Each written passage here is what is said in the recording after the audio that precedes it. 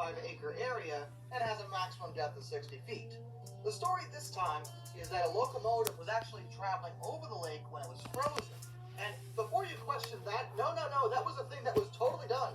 They used to build tracks over frozen lakes because the ice was solid enough to support the locomotive. Sometimes. There were cases where the ice did break and a locomotive went in. Therefore, unlike the last one, where I think the quicksand idea might be a little more dubious, the locomotive just falling through the ice after they laid track over the lake during the winter is something I can totally believe because that is a thing that we know totally occurred. Maybe not specifically on Rock Lake, but it definitely occurred other places. So who's to say it didn't happen on Rock Lake?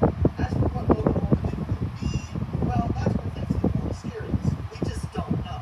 No one seems to even know who would have owned this one at the time or even what date it happened, though it is believed it would have happened sometime in the late 1800s.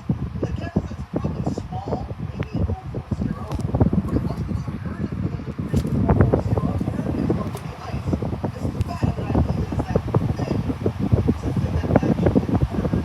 So who's to say it could be one of those? Anyway, we never really made it for sure, unless we get some kind of record that comes up. And I hope we do. Or something. Unless wants to maybe have a nice vacation to the island called Water. In scenic Wisconsin. Maybe have a little bit of sun-skin sonar, a little down there. Go scuba diving if you want. Have a good time.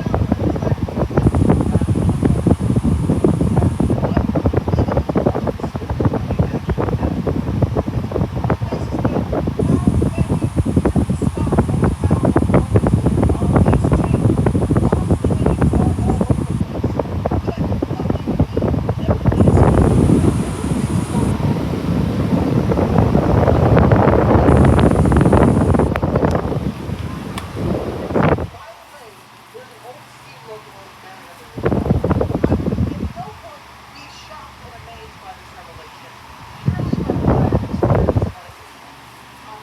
there.